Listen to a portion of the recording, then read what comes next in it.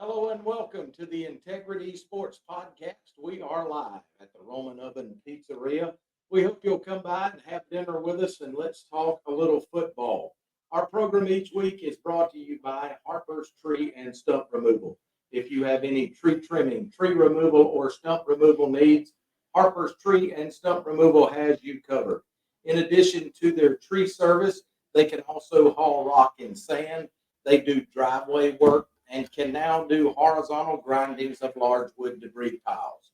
Give Keith a call at 229-314-2048 or at 229-938-2412. Harper's Tree and Stump Removal, proud to be the premier sponsor of the Integrity Sports Podcast. Welcome to the Integrity Sports Podcast, covering local sports in the Southwest Georgia area, creating content that is factual, positive, and informative, promoting efforts by athletes, coaches, and sports administrators. Now, here's your host, Tim Estes. Hello, and thank you for making the Integrity Sports Podcast a part of your weekly routine. If you're watching today on Facebook or on LinkedIn or X, make sure and hit the like and share this video with your friends. For those of you who are watching on YouTube, we need your help desperately. Hit the subscribe button. We're trying to reach the 1,000 subscriber mark by the end of the football season, and we could really use your help. I'm Tim Estes. I'm joined by my good friend Scott Westbrook, and tonight we will go through the three games of our area teams, Southland Academy, Sly County, and Sumter County. We'll look at what they did last week and preview their games for this week. And Scott, as far as last week goes, just as a general overview, we kind of got most of it wrong. I think a lot of the coaches and a lot of the players probably just want to hit a reset button this week and take a mulligan for last week. Because it was a tough pill to swallow for a couple of our teams. Some of them riddled with injury. Some of it was some sloppy play, missed assignments, things like that. But I mean, I'm sure that the coaches tweaked that and got that worked out this week. Scott, one of the teams that did not return disappointed, the Sumter County Panthers, and we'll get deeper into this next week. We had Coach Will Rogers on the program last week, and boy, they got a big win over at Crisp County. And let the record reflect, there was one sports personality in Americus, Georgia that called this before the season last year, that Will Rogers would turn around Sumter County. And I think if we replay the first one from last year, it was me. I said, he's going to turn this place around, and he has. You have been calling that for 2 years now. Got a big game at Sumter County this week as their former coach, Clifford Fedd, brings his Griffin Bears to town, and we'll talk about them in just a moment. We are glad to have the Southland Academy starting quarterback with us today. That is Mr. Boren. Going to bring him in here. And by the way, if you're one of our student athletes at Southland, Sumter, or Americus or Sumter County High, we'd love to have you come by. We're going to do our best to get some student athletes on this week. But Cooper, glad to have you with us. You got a big test this week. Got Westfield coming to town. Tell me what you know about Westfield. Westfield, I mean, they're a good defense. They got some size. They're big. They're fast. But, I mean, nothing we can't handle. So. Cooper, you got a new coach. Chance Jones comes in. He's a wing T kind of guy. How has that gone so far for you? It's been great coming from the wing T with Coach Murray. I mean, it's smooth transition. I mean, we've been doing just fine. I mean, we can get it done. One of the things that was a concern going into the season for Southland, not a lot of numbers. You needed to stay healthy. It's my understanding you've got a couple of guys that went down with injuries. Do you feel like you got guys that will step in and pick up the slack? Oh, absolutely. We put in the work this summer. I mean, we can make things happen. Everyone's been there all summer. We had probably the highest percentage of players there this summer that we've had in a while. I mean, we put the work in. We can get it done. People can step up. We can do it. Cooper, you've been here a little while now. You've been at Southland for several years. You kind of made this home. Now you're an upperclassman. What are your plans after high school? After high school, I plan to attend college. I'm not really sure yet, but I want to do something with sports science, or some type of physical therapy, possibly. So. Good deal. Well, glad to have Cooper Boren with us. Raider fans, remember they kick off at 7:30 tomorrow night. It's at Harvey Simpson Stadium, and they need you there. Southland and Westfield. Cooper, thanks for joining me. Yes, sir. Thank you. So Scott and I will preview Southland, but before we do the preview, we want to go back and kind of review what happened last week as the Raiders had a tough loss against Deerfield Leisure. Final score in that game was 34-7. So Southland enters this week with a record of 0-1 and will face Westfield School. The first quarter of that game, Scott, very tough. It was a scoreless first quarter as both teams kind of went back and forth between the 20-yard lines. But the second and third quarters, Deerfield kind of dominated that. Deerfield scored 14 points in the second quarter and another 13 in the third quarter. So going into the fourth quarter, Southland was in a 27-0 hole. And Scott, for any high school football team, that's hard to dig out. That's tough. It is. You know, I think other than the score and the game, the biggest story, and you're going to handle that in a little bit, but is the injuries that Southland came away with. You know, we said last week, and I don't think it's any secret, they've got just a small number of players out there. They don't have the numbers that a lot of their opponents have, and that's a tough hill for anybody to climb because you don't have the depth once you do have some injuries. And so some young men, just like, you know, the young man that was just sitting in this seat, they got to grow up quick. They got to grow up quick. They got to learn the system quickly. They've got to, you know, figure out and get poised back there and not get rattled quickly because they have to step up a little bit earlier than they thought they did simply because of injuries. Southland did break into the scoring column in the fourth quarter as our good buddy Garrett Love found the end zone from the 2-yard line. Cooper Boren, that was just with us, also handles the kicking duties, and he kicked the PAT. Unfortunately for those in this area that support Southland Academy, the final score ended up 34-7. Doesn't get any easier for Southland this week, Scott, as they take on a very good team from Westfield. Coach Chance Jones, his father was the coach at Westfield for many, many years, the legend Ronnie Jones. And they beat Brookwood out of Thomasville last week, 55-7. And the game never was close. The Hornets running back, Jackson Hare, came away with 120 yards rushing. They're going to be a force to deal with for the Southland defense. Definitely. I talked to one of the Southland coaches this week, and he said that's one thing about Westfield. They're fast and athletic. And, you know, the history of Westfield is well known. They've had a great football program for many, many years. And it's carried over. They've had, you know, some just phenomenally talented players over the years. And it sounds like they've got some more in the pipeline right now. Well, we told everybody last week the key for Southland is going to be to stay healthy. Unfortunately, that didn't happen. They've only got 28 players to start with. 2 of those players are lost for at least this week. Quarterback Mac McMichael has an injury with his ACL as well as his meniscus. They're going to be seeing a doctor later this week to find out what the future holds for him as far as medically. Also, they lost a big lineman. Jack Say went down with a high ankle sprain.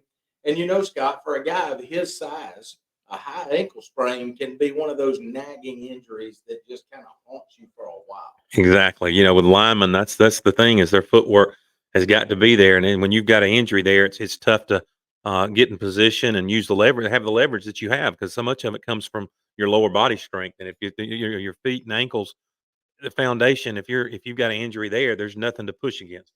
Ethan Beck, their star linebacker, also has been dealing with a little nagging injury. He's had swelling on his knee, and my understanding is it will be a game day decision as to whether he'll be able to go or not. So a good chance there that Southland could be missing for sure 2, possibly 3 of their normal starters. And with numbers down like they are, somebody's got to step up.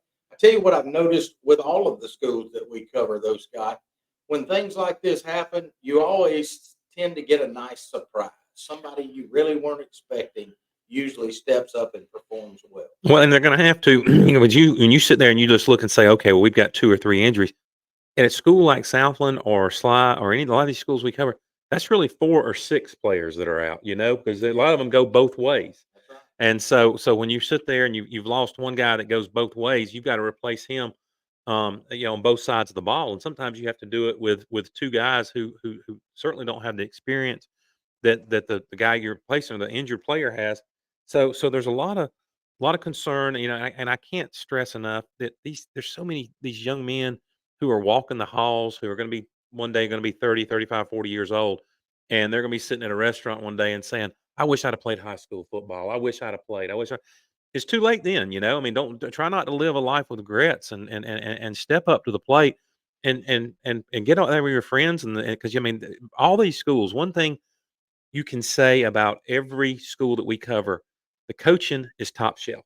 Absolutely. The coaching, you cannot complain about the coaches. You cannot complain and say, "Well, I don't like such and such coach. I don't like this. I don't like that."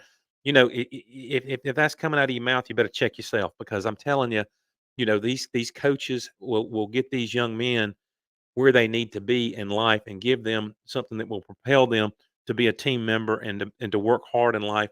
But if you're going home after school and sitting there and playing NFL on a video game, that ain't the same thing as getting in the trenches with your friends. And I mean, it may be too late for this year for some kids to come off the hallways, but start planning on next year, and that's the only way that you're going to have long success in your program.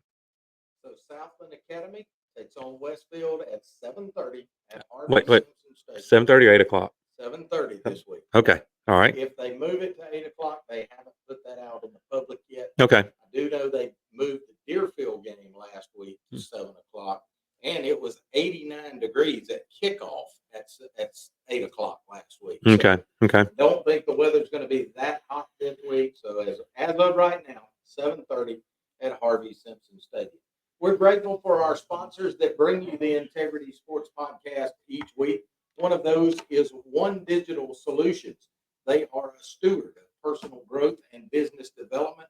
They solve real issues for your business and for your employees. They do that by fusing together things like employee benefits, HR, and financial services. By doing this, they provide a tech-enabled contemporary work-life experience.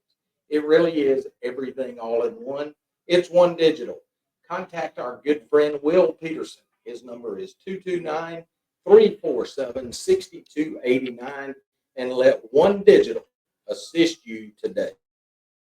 I saw Will Peter at Costco the other day. Let's go. Yeah, sure did. Let's go. It was a great place. Mhm. We're going to move on to Sly County. Going into the game last week in Seminole County, felt like it would be a competitive game, but it really felt like Sly County would come away with the win. Got down there, and that wasn't the story.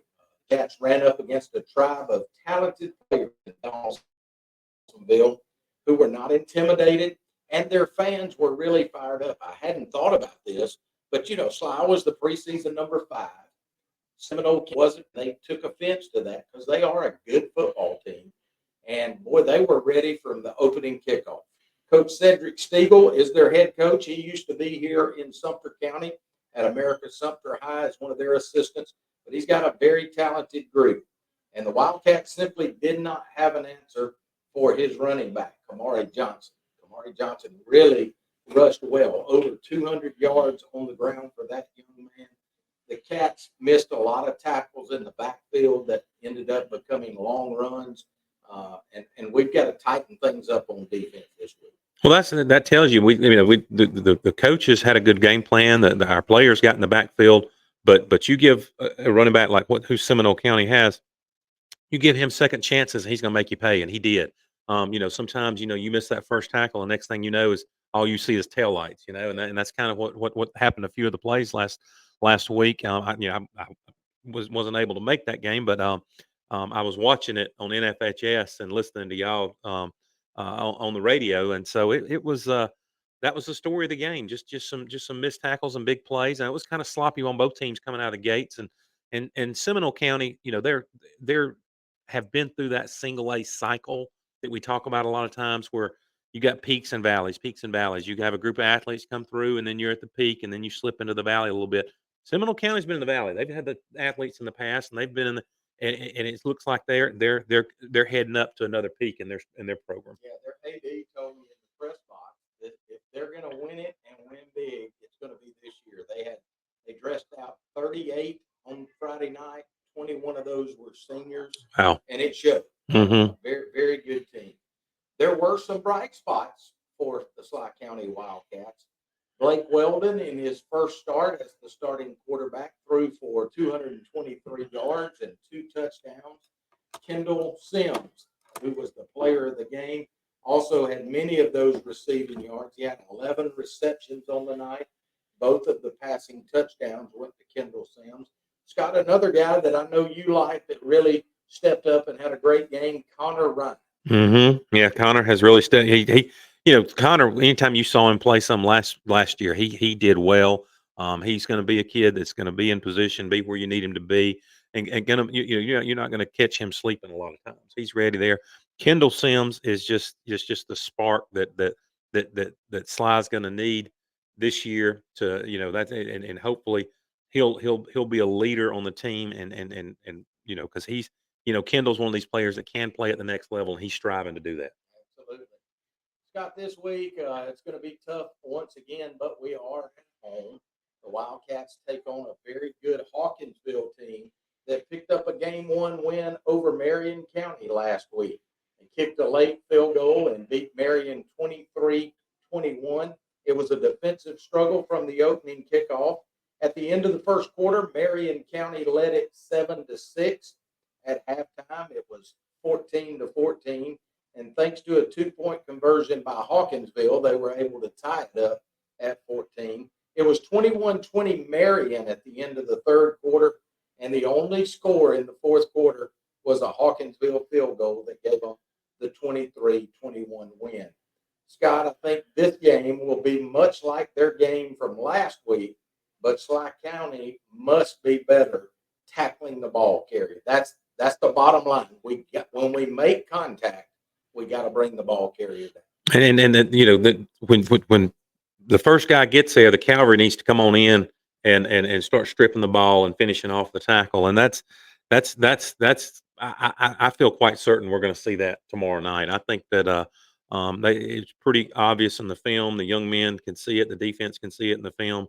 And like I said, they're going to the coaches are going to tweak those things and point them out and work on it in practice this week. I got complete confidence in that. So it's just up to the young men on the field to implement the game plan.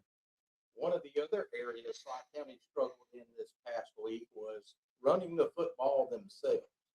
Several guys got a chance to carry the football. We just didn't have a lot of success. We did throwing the football, but anytime you become one-dimensional and allow a team to simply focus on what you're doing, it kind of takes one of those elements away. So hoping we can get the running game going on offense and continue our good job passing the football. Wildcat fans, you'll play at 7:30 on Friday night against Hawkinsville in Sly County. Get there early, be ready to make some noise, and hopefully the Wildcats can come away with the win. Our program today is also brought to you by the Marty McDonald State Farm Insurance Agency. Marty is located at 925 Martin Luther King Jr. Boulevard in Americus. Go by and see Marty, Mary Lynn, or any of their staff and let them discuss your insurance needs with you. Marty can even do the famous discount double check to make sure you're receiving all of the savings that are available to you. You can reach them by phone at 928-3686 or drop by and see them or visit them on Facebook. Again, let me thank Marty McDonald, the State Farm Insurance Agency, for sponsoring this segment of the Integrity Sports Podcast. Scott, even in our role as media people, we enjoy supporting Southland. We enjoy supporting Sly County and Sumter. And when one of those teams doesn't perform well, it takes us emotionally a little while to get over that. One of the things that we can be excited about is the fact that Sumter County, the Panthers, really are turning the corner. I'm really excited about what Will Rogers has going there. It seems like you can just feel a culture change. Well, and and I said this again. I said that last week. When a school like Sumter County's been in the valley so long, and a coach like Will Rogers comes in and makes some pretty radical, drastic changes and discipline and the game plan, you know you can see it on the field and you can see it in the scoreboard. When a team's not doing well, they're losing games big by large scores. When they start turning around and getting serious, they may still be losing games, but the margin is very narrow. When the program is on the upward swing and things are starting to happen well, they start winning the close ones, and that's exactly what happened this week. We want to congratulate Will Rogers and the Panthers. They defeated Crisp County by a score of 20-19. So my good friend over in Crisp County, JoJo Wright, is going to owe me a Coke Zero next time I see him. And the Panthers will come into this week with a record of 1-0. A big time for, I'm sure, Coach Will Rogers. One of his good friends is Coach Clifford Fedd, who at one time was the head coach here in Sumter County. He's now the head coach of the Griffin High School Bears, and he brings his team to town. So it'll be two old friends going against each other. And Scott, as a guy that has had to compete against friends, I can tell you it'll be a friendly rivalry, but they'll both really do everything they can to win. They do because they know that gives them 365 days of digging at each other. Friendly digs at each other, but you definitely want to come out on top of this one. One of the things in our role that's tough to do is to get some stats when there's not a newspaper article that's been written about the game. And if you're not at that game, we tend to go on sites like Huddle or Max Preps. And Scott, I couldn't find a whole lot of things on the Sumter Crisp County game. I do know that Cordarian Leverett for the Panthers was their player of the game. He scored the game-winning touchdown with less than a minute left to go in the game, and their successful PAT gave them that 20-19 win. There's a lot of folks we can mention. The one key that I think when we talked to Will Rogers last week, he wanted to try to play two quarterbacks and let them have this battle because both have done really well through summer camp. Jayshon Bobs is one of the quarterbacks, Ishmael Jones. Ishmael played every snap of that game. Don't know what the cause of that was.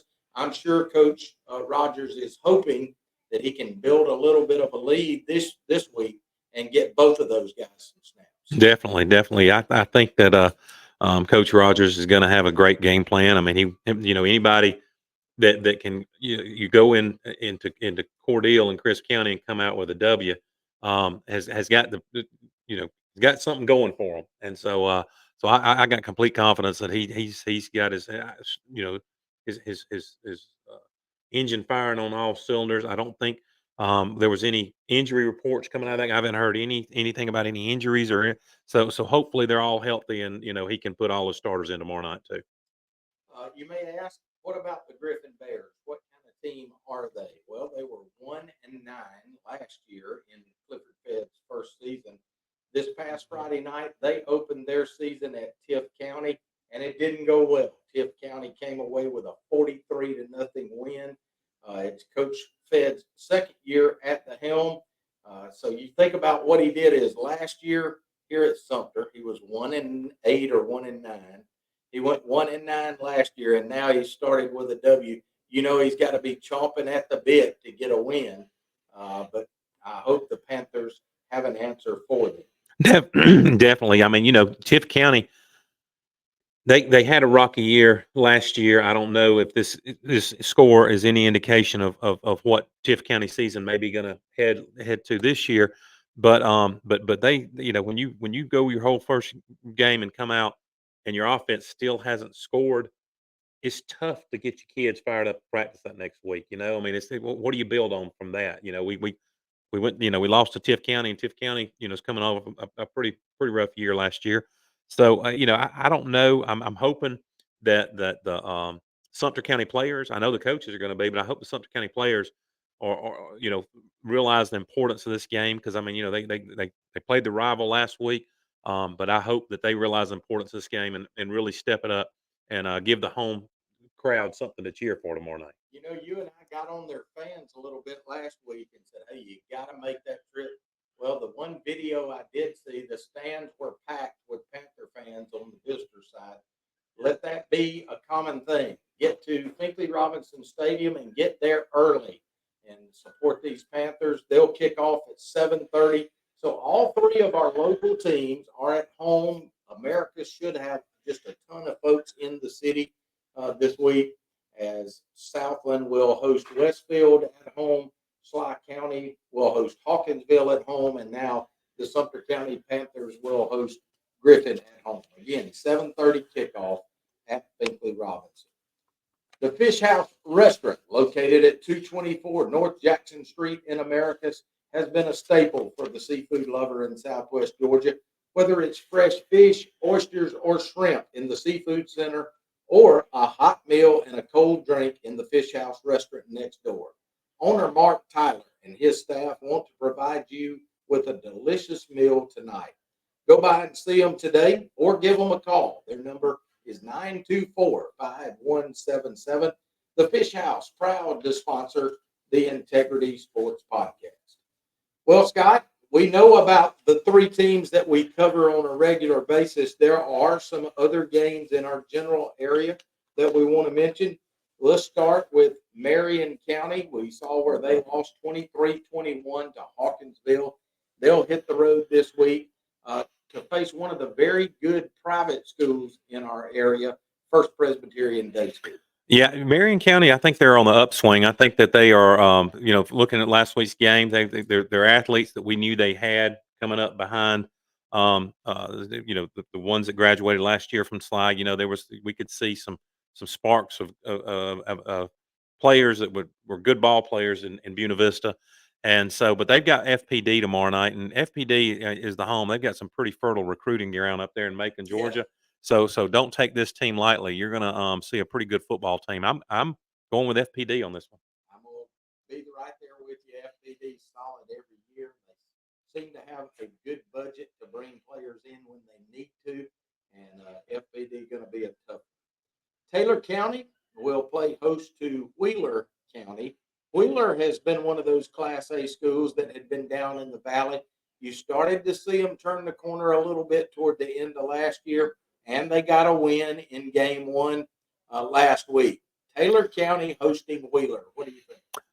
The fact that for some reason, while I was watching NFHS, the Sly and Taylor King games were vastly different. I mean, I got to watch during halftime. I got to watch a good bit of the Taylor County game on NFHS, and I'm telling you, Taylor County's got it together. They've got two Division I receivers, no doubt, and I mean, there's no doubt those are Division I ball players. And they got an offensive line. They on offense, they're firing on all cylinders. They're doing what they need to do, and they're playing with a lot of tenacity and spunk on defense. So, they're one of those that's kind of on the upswing right now in our area. I'm going to go with Taylor County over Wheeler County. I think I'm going to be right there with you. Taylor County is one of those teams that's on the rise, and I think they're on the rise a little more than Wheeler County is right now. The fact that it will be in Butler makes me believe Taylor County has the edge in this one. The game of the week last week in our area was down in Lee County. They played Warner Robins, two of the best programs in all of Middle and Southwest Georgia. Lee County really opened it up about midway through the third quarter and followed that up in the fourth quarter. It was a close game until there, but Lee County is just on another level, Scott. Their fans really show up, got a great facility, a great weight program, and they've sustained success for a long time. They know how to win. This week, they'll host Hapeville Charter, who we know has been pretty good over the years. In fact, about 4 or 5 years ago, they were in the state championship game. Mm-hmm. What do you think about Lee County and Hapeville Charter?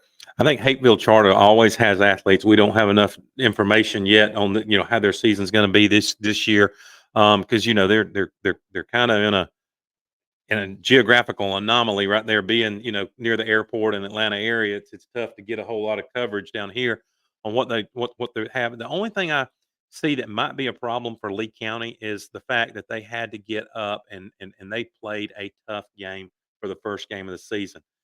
Can the coaches get these guys fired up again for a team that most people or players in Lee County, if you ask them where Hapeville Charter, I have no idea. And that's just not just Lee County, anywhere in Georgia. I mean, really and true, because they're not really easy to find. And so I hope that Lee County realizes Hapeville Charter is going to come with some athletes, and they're going to look to make a name for themselves to beat Lee County.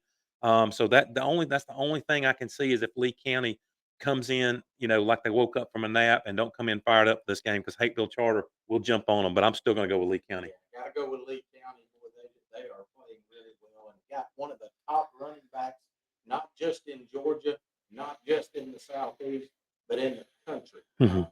Kids in the top 10 in rivals as far as recruiting for running backs in the country. So Lee County is going to win that one down in Lee County. Macon County picked up a win over, I think it was Northeast. Was it Northeast? Macon, they played last week. So Macon County, under their new head coach, picked up win number 1. They've got a tough one coming to town. The 2-time defending state champions, Bowden, come to town. And I'm sure Bowden, speaking of recruiting, I'm sure Bowden has picked up a few players, and they'll be a tough one to beat. Yeah, I mean, I hadn't followed the recruiting wire for Bowden, but I mean, they've got that one good ball player, Prothrow. He's committed to Oklahoma. He's a good ball player. But as far as the new players they seem to pick up each year that come out of nowhere, I don't know what they've picked up this year. Macon County still has their good running back, and they still have Harris. Yeah. He's a DB, and I think he's a quarterback also. Is he receiver? He's not their starting quarterback. Their starting quarterback was recruited from Eagles Landing Christian. Oh, okay. There you go. Well, never mind then. All right, then. Well, I'll tell you what. The only reason is because I think I'm gonna go with Macon County on this one, because Macon County's got them at home. Macon County would love to beat them, and I know that I think probably Bowden probably got some kid from Central Carrollton or whatever, but still, I don't think they have the same recruiting class they had last year. I'm going to have to disagree with you for the first time this year, Scott. Bowden's coming to town. They are the defending 2-time state champions, and regardless of where they get their players from, they're always one of the top 2 or 3 teams in the state in this division. I got to go with Bowden on this one. Okay. All right, it's time for the predictions for our 3 schools here in our area. Let's start with Sly County and Hawkinsville. Sly County host Hawkinsville. Scott, what do you think? I'm going to go with Sly County on this one for a couple of reasons. I believe in the coaches at Sly County, and I believe in those young players. And I think that though, if it's obvious to me and you where we stumped our toe last week, then it's way obvious to those coaches, and they've made it blatantly obvious to the players. So that I think that the one thing Sly County, in addition to those kids being athletic, they're smart, and they'll listen to the coaches, and they're going to implement a game. Hawkinsville has been in the valley for a while. It looks like they're kind of on the upswing, but I still think Sly County's at home. They do better when they're at home. I'm going with Wildcats. I think I'm going to go with the Wildcats too, and really for the same reasons that you said, Scott. Number one, I do believe in these coaches. Did I walk away last week very disappointed? Yes, I did.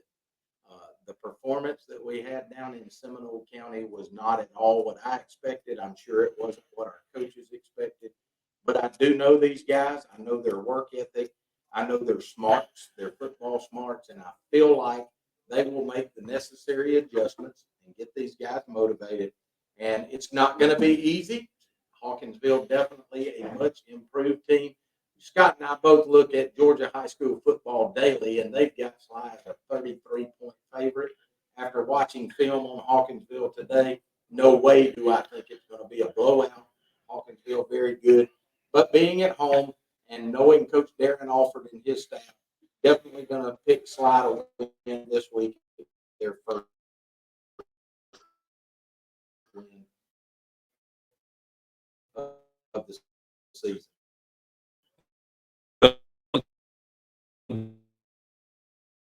Let's just say that about that 33 point, that is nothing but Bolton.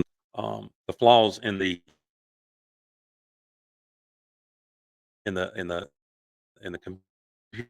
computer generated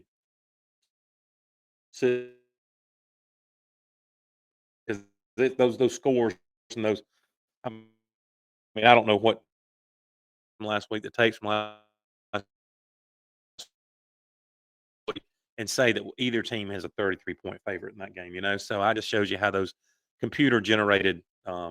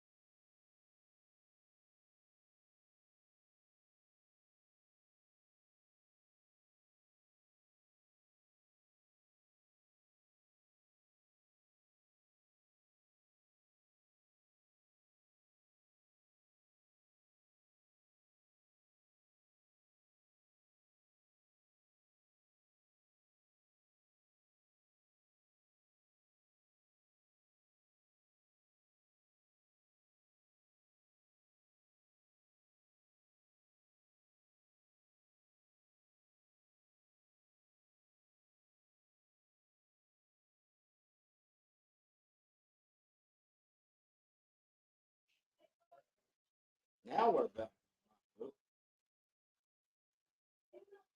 Yeah, we're back on and you can see us now. I hope that you'll put a comment on the live chat.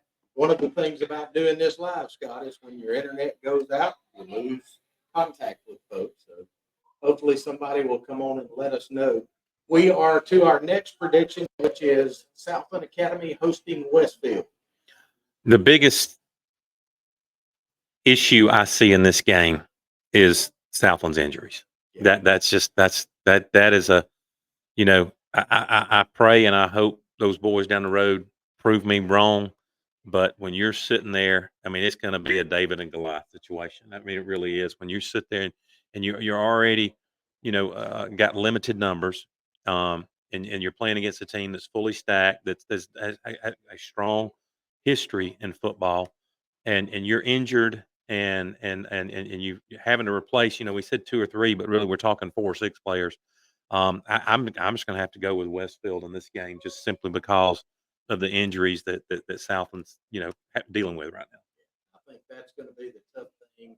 I hope they can keep it close through the first half. You're dealing with 24, 25 players that are available. Usually toward the end of the game, those lack of numbers gets to you, especially against a good team like Westfield. Unfortunately, guys, this week we're going to have to pick against the Raiders and go with Westfield. And that brings us to Sumter County and Griffin, the new coach versus the old coach. What do you think? I think that if a Sumter County fan wants to come see a Sumter County victory tomorrow night, they just need to come buy a ticket. That's all they got to do. Just show up, buy a ticket, cheer on them young men, cheer on your coach, get behind your team, because you're gonna walk away with a W in your pocket. And let's say this: Coach Clifford Fedd was the first coach that his saying was "bring the hammer," and he really did try to get the program moving in the right direction. He brought Will Rogers with him as his defensive coordinator.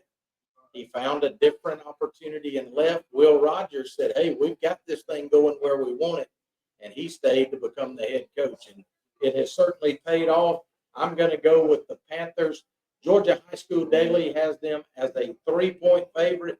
I'm going to say that the Panthers are a 3-touchdown favorite. So that just like we just said it a minute ago, these computer generated models, just you cannot rely on them when they have limited data and they're relying on stuff from previous years. And I think that's where that line comes from. I wish I could find some 2 or 3 pick parlay online that I can jump on some of these things with.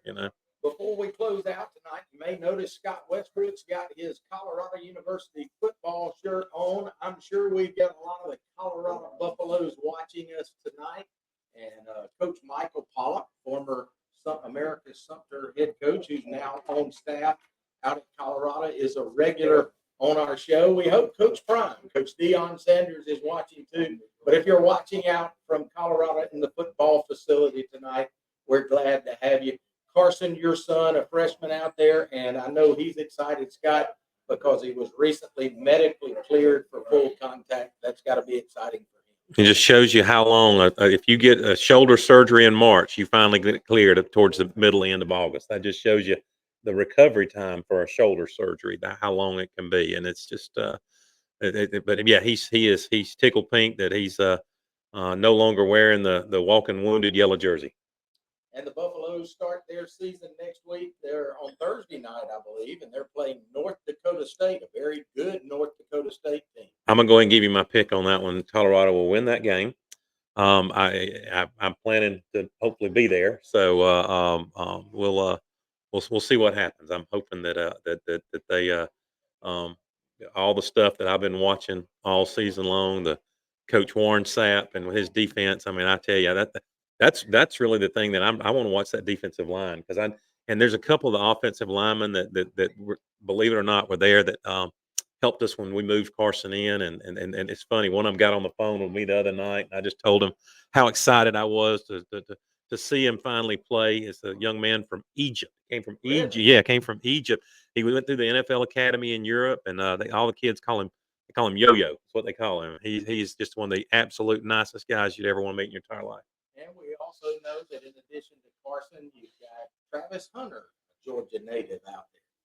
There are a lot of Georgia natives, and there's a lot of kids from Phoenix City on that team. And there's a lot of, I mean, I would think probably half the team is from Georgia, Florida, Alabama, and Louisiana. At least, if probably when you throw Louisiana in there, you probably 60% of the team are from those states. Go Buffs. We're pulling for you guys, and thank you for watching our program tonight. We want to thank each of you for making the Integrity Sports Podcast a part of your weekly routine. Make plans to be here next Thursday and to eat with us. We're hoping to have several of our student athletes. Want to thank Cooper Boren for coming in and being with us tonight. He's the starting quarterback at Southland Academy. Scott, it's been a lot of fun. I'm ready for week 2. I know you are as well. Yes, sir. Let's do it.